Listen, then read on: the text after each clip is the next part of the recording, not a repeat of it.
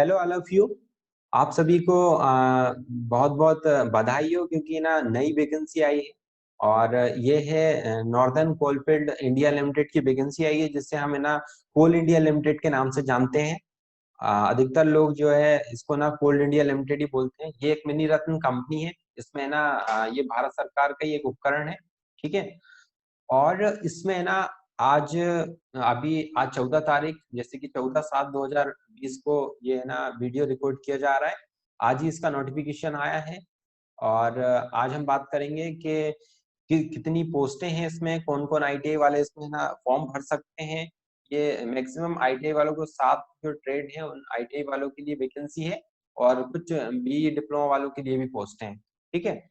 तो अपन आज बात करेंगे पोस्टें कितनी हैं, उसकी योग्यता क्या है, और है ना ट्रेड वाइज कितनी कितनी पोस्टें निकली हैं, और सैलरी क्या है इसकी, और एज क्या है, फीस क्या है, पेपर कैसा आता है इसका, इसके संबंध में, और डेट क्या है, महत्वपूर्ण डेट्स क्या है, इनके संबंध में अपन आज चर्चा करेंगे। तो स्टार्ट करते हैं। सबसे पहले देखिए, आप लोग है ना डायरेक्ट भी ये साइट पे आके सब कुछ इसमें है ना देख सकते हैं, पूरा नोटिफिकेशन, जैसे कि ये नॉर्दर्न कोलफील्ड इंडिया लिमिटेड है ना, इसमें ये दिया गया है। तो इसकी वेबसाइट देखिए आप, www.nclcil.in पे आप डायरेक्ट खोलेंगे तो ये उसका होम पेज खुलेगा। ठीक है। आप यहाँ पे एरियर पे जाएंगे, और ये देखिए इसके बाद ये सेकंड नंबर पे दिया गया है रिक्रूटमेंट का जो ऑप्शन दिया है, इसको आप क्लिक करोगे। क्लिक करने के बाद आपको एक नया पेज खुलेगा। ये देखिए ये नया पेज खुला। तो सबसे ऊपर ही नोटिफिकेशन दिया है, ये देखिए डेट 14 जुलाई 2020 को ही आज ही की डेट में ये पब्लिश किया गया है। यहाँ दिया गया है employment notification for direct recruitment to various supervisory and technician post, date 14 जुलाई 2020। आप यहाँ क्लिक करोगे। क्लिक करने के बाद आप यहाँ से इसका नोटिफिकेशन पूरा डाउनलोड कर सकते हो। और मैं इस वीडियो के डिस्क्रिप्शन में भी लिंक दे दूंगा, आप वहां से भी डाउनलोड कर सकते हो इसको। यहाँ से मैंने पहले से डाउनलोड कर रखा है, तो आपको वहां लेके चलूंगा, यहाँ से आप डाउनलोड भी कर सकते हो। जैसे यहाँ पे इस पे क्लिक करोगे तो आप डाउनलोड हो जाएगा। ठीक है। तो अपन चलते हैं आगे। मैंने डाउनलोड पहले से करके रखा है, हिंदी और इंग्लिश दोनों में दिया है। ठीक है। नीचे वाला करेंगे तो हिंदी में रहेगा, ऊपर वाला इंग्लिश में रहेगा। मैं डिस्क्रिप्शन में वैसे हिंदी इंग्लिश दोनों डाल दूंगा, आप वहां से भी डाउनलोड कर सकते हो। तो ये मैंने पहले से डाउनलोड करके रखा है। तो अपन अब इसमें बात करते हैं किस किस की पोस्ट है, कौन कौन सी पोस्ट है। ठीक है। तो देखिए ये ना लेटर जो है, ऑफिशियल जो लेटर है वो 10/7/2020 को जो है ऑफिस से हो गया था, मतलब साइन वगैरह हो गए थे इसके। पब्लिश उन्होंने 14 तारीख को किया है। इसकी जो डेट्स हैं वो महत्वपूर्ण डेट्स हैं जब फॉर्म भराएंगे, और जो एंड डेट है उनके बारे में अपन अभी आगे चर्चा करेंगे। आईटीआई वालों के लिए ये बहुत ही अच्छा चांस है, मैं कहता हूँ। मैं तो जब से मैंने आईटीआई किया है 2014 से, तब से ये वैकेंसी मैंने कोल इंडिया लिमिटेड की वैकेंसी कभी नहीं देखी। आज है ना बड़े मतलब 2020 में देख रहा हूँ मैं, समथिंग 8 ईयर बाद ये वैकेंसी में देख रहा हूँ, है ना। इससे पहले आई होगी तो मुझे मालूम नहीं, 2012 से पहले। अभी ना 2012 से लेके तो 2020 तक तो इसकी वैकेंसी मैंने देखी नहीं है। तो ये आईटी वालों के लिए ऐसे ना कोविड-19 पेंडेमिक के बीच में ये वैकेंसी आना और बहुत ही अच्छा मतलब चांस है। तो आप लोग है ना तैयारी करिए अच्छे से। अब अपन स्टार्ट करते हैं। तो सबसे पहले देखिए, Singrauli district of Madhya Pradesh and Sonbhadra district Uttar Pradesh, इन दो जगह के लिए रेगुलर अपॉइंटमेंट यहाँ पे दिया है। Regular appointment to the post as mention in table 1। ठीक है। आप नीचे देखना, आप कौन कौन सी पोस्ट है, अपन उनके बारे में जो पोस्ट है और क्वालिफिकेशन क्या है उनके बारे में अपन चर्चा करते हैं। सबसे पहले पोस्ट है असिस्टेंट फोरमैन की है। असिस्टेंट फोरमैन के लिए आप किसी भी ना डिप्लोमा होना चाहिए आपका। ठीक है। मेट्रिकुलेशन तो होना चाहिए, वो तो सभी के पास होता है। ठीक है। आप मेन जो है वो ये है कि डिप्लोमा होना चाहिए, और relevant and higher qualification minimum 3 years course होना चाहिए। आपके पास मिनिमम 3 साल का डिप्लोमा होना चाहिए इलेक्ट्रॉनिक्स इंजीनियरिंग। इन इलेक्ट्रॉनिक्स में आपका डिप्लोमा होना चाहिए, या आप है ना हायर क्वालिफिकेशन आपकी इलेक्ट्रॉनिक्स से इंजीनियरिंग भी होगी, तो भी आप भर सकते हो इस फॉर्म को। आगे चलते हैं अपन। असिस्टेंट फोरमैन जो होगा उसके लिए आप मेट्रिकुलेशन जो भी है आगे वो तो रहेगा ये तो। इसके बाद है डिप्लोमा, मेन है डिप्लोमा। डिप्लोमा रहेगा आपका, और हायर क्वालिफिकेशन जो रहेगी, देखो आप ना डिप्लोमा किए होने चाहिए, मैकेनिकल इंजीनियरिंग से डिप्लोमा किए होना चाहिए, मैकेनिकल से डिप्लोमा किए होना चाहिए, या फिर इंजीनियरिंग मैकेनिकल इंजीनियरिंग भी किए हो तो भी चलेगा। मैकेनिकल जो इंजीनियरिंग किए हो वो भी, और डिप्लोमा 3 साल का हो वो भी, मतलब मिनिमम आपको 3 साल का कोर्स तो होना चाहिए जो डिप्लोमा होता है। और आप बी किए हो तो वो भी चलेगा, ओके, पर मैकेनिकल से होना चाहिए। ये दोनों पोस्ट हो गई। अब अपन बात करते हैं आईटीआई की, जो टेक्नीशियन पोजीशन है उसकी बात करते हैं। तो सबसे पहले फिटर, देखिए यहाँ फिटर दिया है। फिटर फिटर में आप फिटर, ठीक है, फिटर में देखिए, एक मिनट, ओके, ठीक। अब फिटर, फिटर में क्या दिया है, ये है फिटर में आप है ना आईटीआई होना चाहिए आपका 2 साल का कोर्स, फिटर ट्रेड में होना चाहिए, ठीक है।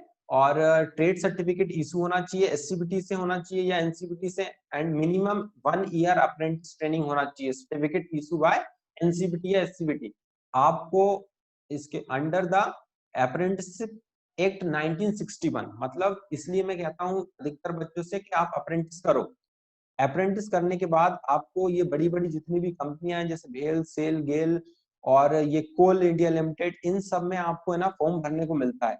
अब जो बच्चे अप्रेंटिस नहीं किए होंगे वो ये फॉर्म नहीं भर सकते, ठीक है, ये मैं क्लियर कर देता हूँ। तो आप लोग है ना 2 साल का आपके पास आईटी होना चाहिए और 1 साल का अप्रेंटिस किए होना चाहिए, वही लोग ये फॉर्म भर सकते हैं, ओके। इसके बाद ये फिटर हो गया। इसके बाद अपन चलते हैं इलेक्ट्रीशियन। इलेक्ट्रीशियन वाले भी भर सकते हैं। देखिए आईटीआई 2 साल का आईटीआई कोर्स होना चाहिए, ये दिया है 2 साल का आईटीआई कोर्स होना चाहिए in electrician trade, along with trade certificate issue by NCVT SCVT, वो मैटर नहीं करता एससीबीटी हो चाहे एनसीबीटी हो, ठीक है। मिनिमम 1 साल की आपके पास अप्रेंटिस होना चाहिए, और क्या होना चाहिए, अप्रेंटिस किए हुए होना चाहिए, certificate issue by NCVT SCVT under the apprentice act 1961, okay. मतलब अप्रेंटिस सर्टिफिकेट भी आपको मिला होना चाहिए, आपने अप्रेंटिस की होना चाहिए। इलेक्ट्रीशियन की हो गई।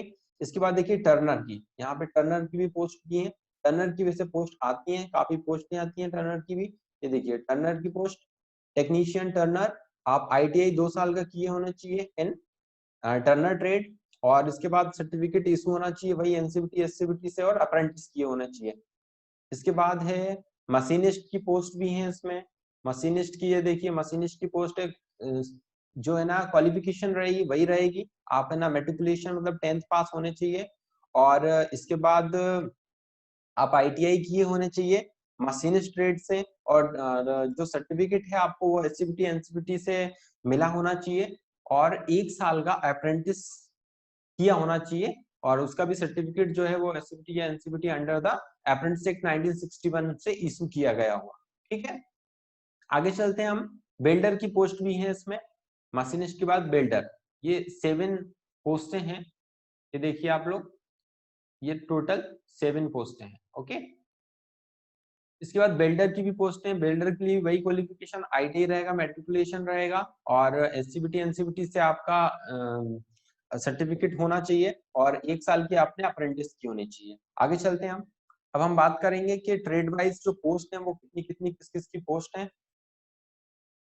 अब ये देखिए यहाँ पे असिस्टेंट फोरमैन की पोस्ट है, वो इसमें देखिए 4 पोस्ट हैं जनरल की, और टोटल 7 पोस्ट हैं। जैसे वेरियस टाइप की जो वैकेंसीज दी हैं, है ना, अलग अलग जो भी रिजर्वेशन के हिसाब से दी है, यहाँ पे देख सकते हो आप। इसके बाद 47 पोस्ट हैं असिस्टेंट फोरमैन मैकेनिकल की, ओके।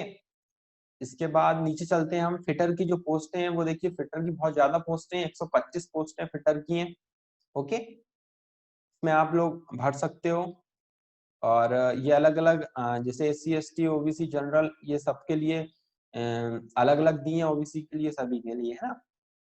आगे चलते हैं हम।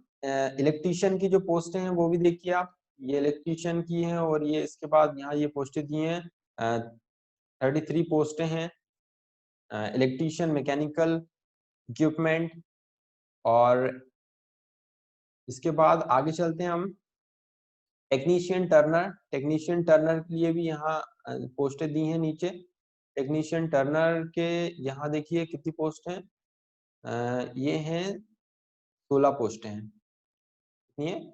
16 पोस्टें, ये दी हैं 16 पोस्टें, ये यहाँ पे 16 पोस्टें दी हैं। ओके, इसके बाद है अपन चलते हैं मशीनिस्ट। मशीनिस्ट की बात करें तो मशीनिस्ट में 8 पोस्ट दी हैं। अब इसके बाद टेक्नीशियन वेल्डर, वेल्डर के लिए 62 पोस्टें दी हैं। और इस इलेक्ट्रिकल मैकेनिकल, ये इलेक्ट्रिकल मैकेनिकल के लिए 21 पोस्ट है। आगे चलते हैं अपन,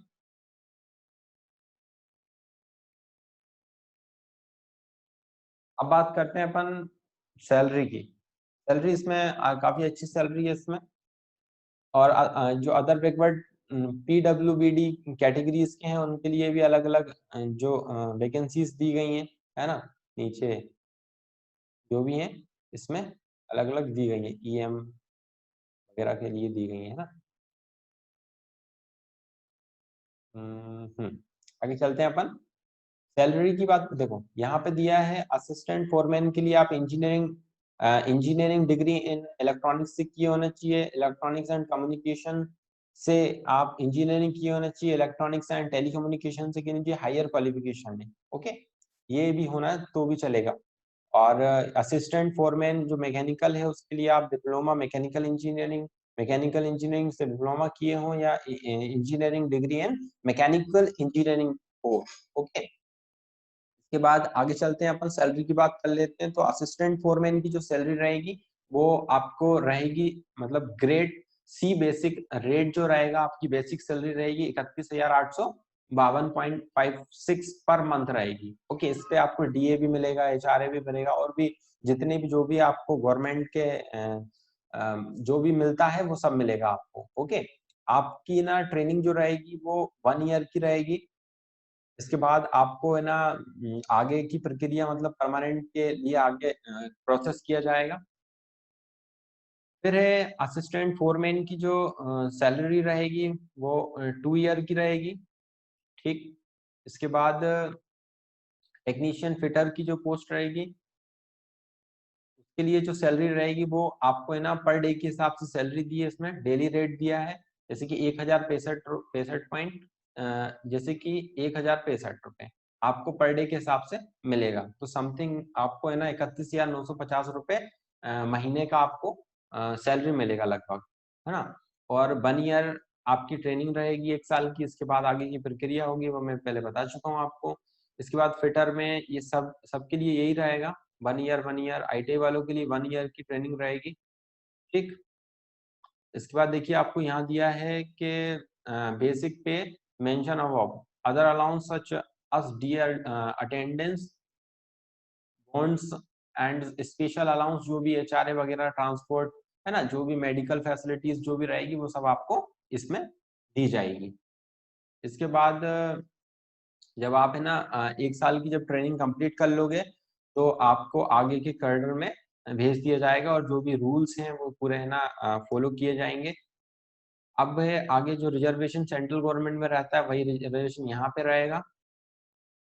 अब एज की बात कर लेते हैं अपन। एज जो रहेगी वो देखिए यहाँ पे SC ST के लिए 5 साल रहेगी, OBC के लिए 3 साल रहेगी, जो भी रहता है वही रहेगा, है ना, इसमें कोई ज्यादा वो नहीं है, जो भी अदर वैकेंसीज में रहता है वही रहेगा। और इसकी जो ये जो डेट है, मतलब जो भी एज है वो है ना 25/8/2020 तक ही काउंट की जाएगी, मतलब वहीं तक आपकी एज जो है वहीं, इससे ज्यादा काउंट नहीं की जाएगी, 25/8/2020 तक काउंट की जाएगी, है ना, जितनी भी आपकी एज हो गई है उस हिसाब से। तो वैसे भी 30 ईयर है, 30 ईयर में बहुत आ जाते हैं काफी लोग, और इसमें 5 साल, 3 साल, 10 साल, ये काफी ना छूट मिल रही है ना, उस हिसाब से भी आप आसानी से भर सकोगे आप फॉर्म। इसके बाद हम बात करेंगे फीस की। तो फीस जो है वो OBC और EWS अनरिजर्व जो कैटेगरी के हैं उनके 500 रुपए लगेंगे आपकी फीस। और जो SC/ST और PWBD और ESM डिपार्टमेंटल कैंडिडेट हैं वो निल, उनके लिए कोई फीस नहीं लगेगी। आगे हम बात करेंगे पेपर की, है ना। पेपर में क्या क्या आ रहा है उसमें अपन बात कर लेते हैं। ठीक है, सिलेक्शन प्रोसेस जो होगी आपका है ना, एक रिटर्न टेस्ट होगा। ओके, इसमें आपका है ना 70 नंबर, ये देखिए 70 नंबर जो है, 70 नंबर मास, 70 नंबर का टोटल जो पेपर होगा वो कितना का होगा, 100 मार्क्स का होगा। ये देखिए यहाँ दिया है 90 मिनट का पेपर होगा, 100 नंबर का पेपर होगा 90 मिनट का।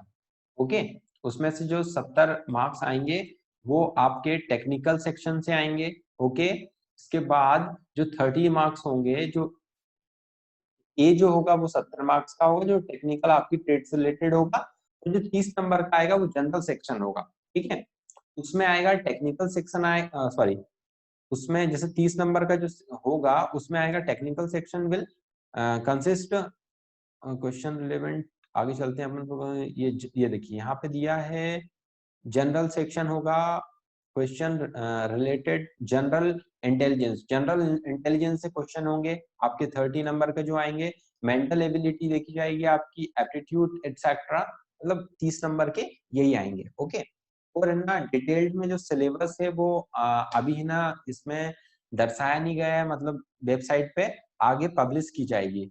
NCL की वेबसाइट जो है उस पे ना सेपरेटली आपको और अच्छे से सिलेबस आगे अपलोड कर दिया जाएगा। अभी इसमें सिलेबस इन्हें ना ठीक से डिफाइन नहीं किया है, बाकी इतना ये बता दिया है कि 70 नंबर की आपके ना ट्रेड से संबंधित आएगा और 30 नंबर से अदर पोर्शन आएगा। ओके, इसके बाद अपन आगे चलते हैं पेपर की, अब महत्वपूर्ण डेट की बात कर लेते हैं। ओके, कि डेट ना आपको कब से फॉर्म भरने हैं, तो ये है महत्वपूर्ण डेट। आगे चलते हैं, हाउ टू अप्लाई के लिए भी आप है ना इसको डाउनलोड करके देख सकते हैं, हाउ टू अप्लाई, कैसे कैसे आपको अप्लाई करना है। ठीक है, जैसे कि आप इसमें ना www.nclcil.in पे जाएंगे, फिर कैरियर पे जाएंगे, फिर रिक्रूटमेंट पे जाएंगे और नोटिफिकेशन पे जाएंगे, और इसके बाद फिर आप फॉर्म भर सकते हो। ऐसे ऐसे करके सारी प्रोसेस दी है। अगर है ना कोई समस्या आए तो प्लीज मुझसे शेयर करना आप, मैं ना जरूर आपको गाइड करूंगा। आगे चलते हैं, अपन डेट की बात करते हैं, महत्वपूर्ण जो डेट्स हैं कब से आप है ना अप्लाई कर सकते हो। ये देखिए यहाँ पे दिया गया है, जो ऑनलाइन रजिस्ट्रेशन होंगे वो है ना 3/8/2020 से स्टार्ट होंगे, मतलब अगस्त से 3 अगस्त से इसके फॉर्म डलना चालू हो जाएंगे और 25/8/2020 तक आप फॉर्म डाल सकते हो। ये डेट आप ध्यान रखना। और इससे संबंधित जो रिटर्न टेस्ट है वो है ना, मतलब इन्हें ना टेंटेटिव डेट्स दी है, संभावित डेट दी है कि वो है ना जैसे भी मतलब पेपर की जो डेट देंगे वो वेबसाइट के माध्यम से देंगे। इससे संबंधित और भी कोई अभी इन्हें डेट नहीं दी है पेपर की, जो भी डेट आएगी वो सब वेबसाइट पे दे दी जाएगी। रिजल्ट की डेट भी वो सब दे देंगे। और इससे संबंधित कोई भी आपको है ना मुझे जानकारी मिलती है तो मैं आपसे जरूर शेयर करूंगा। और इस संबंध में किसी को भी कोई डाउट हो तो प्लीज मुझसे शेयर करें और कमेंट करें, मैं इसका जवाब आपको जरूर दूंगा। और ये वीडियो है ना उन बच्चों को अधिक से अधिक शेयर करें जो है ना अभी है ना ITI की तैयारी कर रहे हैं और जो डिप्लोमा की तैयारी कर रहे हैं, उनके लिए ना बहुत ही ज्यादा अच्छा रहेगा, बेनिफिशियल रहेगा। और बहुत ही अच्छे से तैयारी करिए और आपका है ना सिलेक्शन जरूर होगा, बस तैयारी करिए अच्छे से। और आगे इसके संबंध में जो भी कोई नोटिफिकेशन आती है तो हम आपको है ना जरूर इस संबंध में बताएंगे। ओके, शेयर करिए इस वीडियो को, जो जो लोग है ना अधिक से अधिक तैयारी कर रहे हैं उनके लिए, और उनको बताइए। ठीक है, धन्यवाद।